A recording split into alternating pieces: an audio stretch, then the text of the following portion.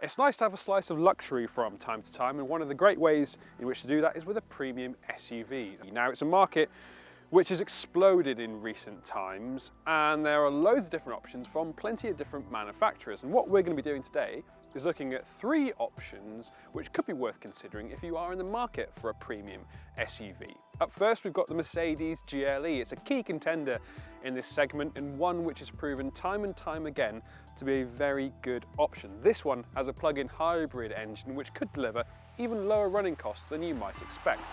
We've also got the Jaguar F-Pace. It's one of Jag's key models and a big seller in its lineup, delivering a premium finish with a slightly sporty edge. And finally, we have the Genesis GV70, coming from a company which is establishing quite the foothold here in the UK, despite having only been here for a couple of years. The GV70 has an exciting exterior design and an innovative interior with loads of cool features, which I think you're going to be quite impressed by. But let's get inside them and see what these cars have to offer and whether or not each of them has anything that you might want from your next premium SUV. In this trio of cars, the Genesis does well to stand out.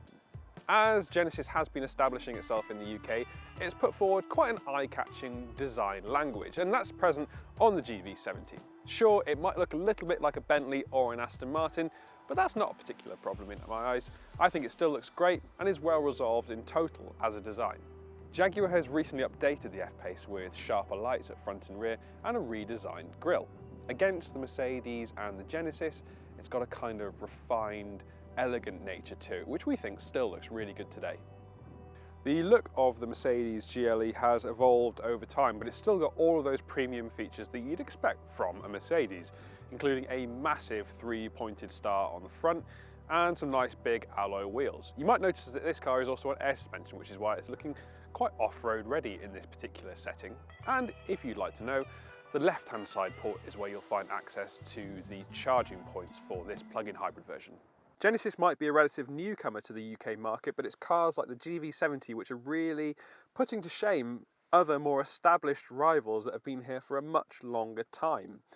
Why is that? Well, it's through the build quality that you're getting in its cars. Everything is very pleasantly put together with good stitching, good materials, and a nice sense of design too. Against the Mercedes, I think this is a really close rival, and in all areas it feels robust and up to the challenge of daily driving. You've also got a large central screen, good controls for the heating and ventilation, and nice traditional buttons for the steering wheel controls, so you can get them accurately as and when you need them. Seating in the back is good too, and it's actually quite airy despite there being a lot of black here, thanks to a big panoramic sunroof and large windows with quarter lights at the back. Then, when it comes to boot space, a respectable 540 litres is on offer, and although that might be a little bit behind some of its key rivals, it's nice and square and it's easy to access too, thanks to the power tailgate. The big change inside the interior of the F-Pace is the inclusion of Jaguar's new PIVI system. It completely elevates the overall experience and is far nicer to use than the one fitted on the older model. We've got some nice storage options too, with big cup holders and a wireless charging pad for your smartphone as well.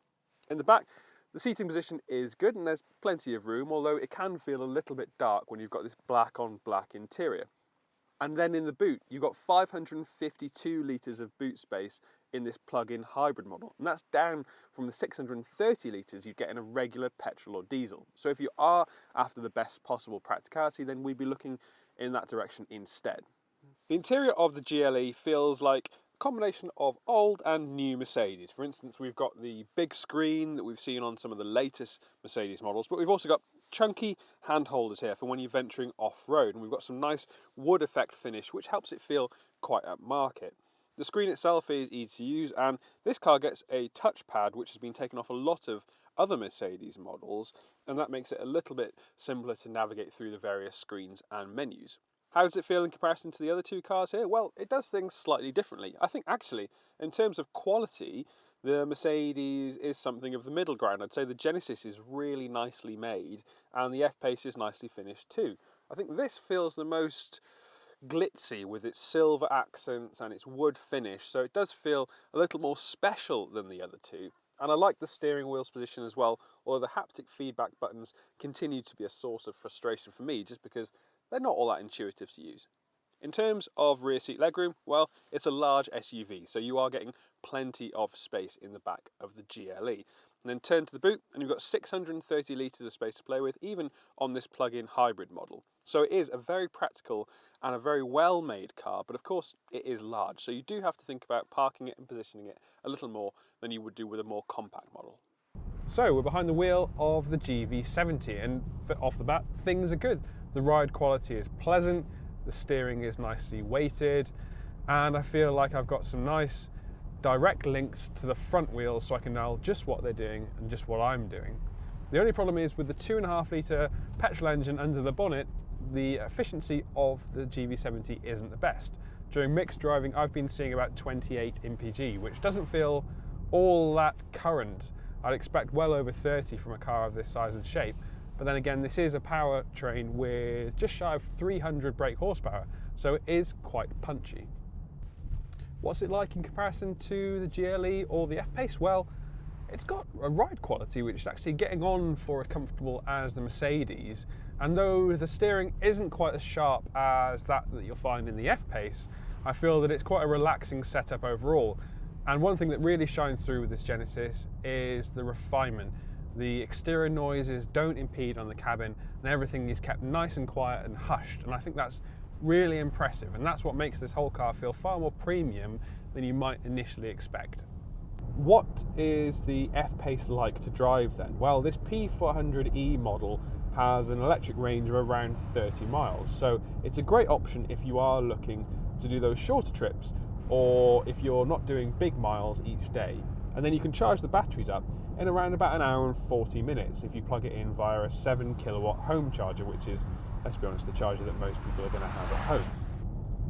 This car, the R-Design version, is very firm. That's the only real drawback with this car. The steering is nice and it feels settled and planted, but it thuds through potholes, and over rough surfaces it doesn't feel very pleasant at all actually. I'd be picking a smaller wheeled option to try and dial this out a little bit. Against the GLE or the Genesis, it sits in the middle ground in terms of sizing, and it doesn't feel overly large or too cumbersome out, even when you're on small lanes like we're on today. The visibility is good too. Even though the rear hatch is quite small, you've got a nice clear view of the road ahead, and also these pillars aren't too thick either, so that helps visibility even further. The transition between petrol and electric power isn't too bad when you're up and running, although I have noticed that sometimes when you're coming away from a dead stop, there can be a bit of a thunk as the electric motor tries to come into play. But if you'd like to find out more about how the F-Pace drives, then you could head on over to the Motors YouTube channel, where you'll find our full review on this exact car. One thing that I've always liked about the GLE is how comfortable it is. It's a very refined driving experience that you get from this car, and that's been the same in pretty much all the models that have been on sale. This version with the plug-in hybrid powertrain, which combines a 2 litre petrol engine with an electric motor and batteries, is still very refined too.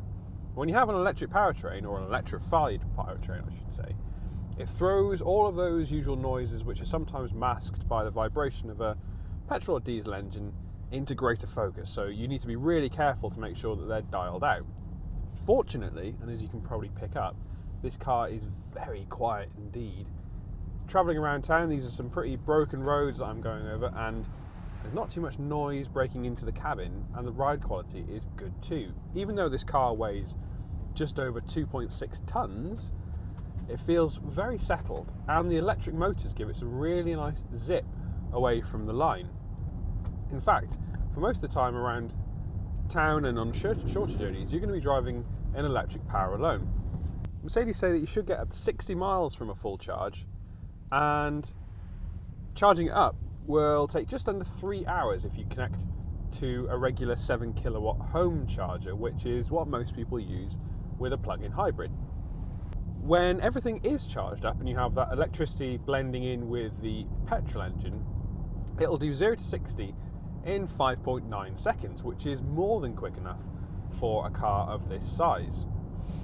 But it's the road holding that you get in the GLE which is the most impressive. It feels nicely planted, and of course we're riding on air suspension, of course, and that means that you can tweak the ride height depending on what you want to do. If you fancy going off-road, then you can lift it and give yourself a little extra ground clearance. Of course, we are on road tyres too, so realistically there's only so much you're going to be able to do off-road when you're driving with road rubber. Mercedes claims that you should get up to 282 mpg, but that's with a full charge and pretty much driving the whole time on electric.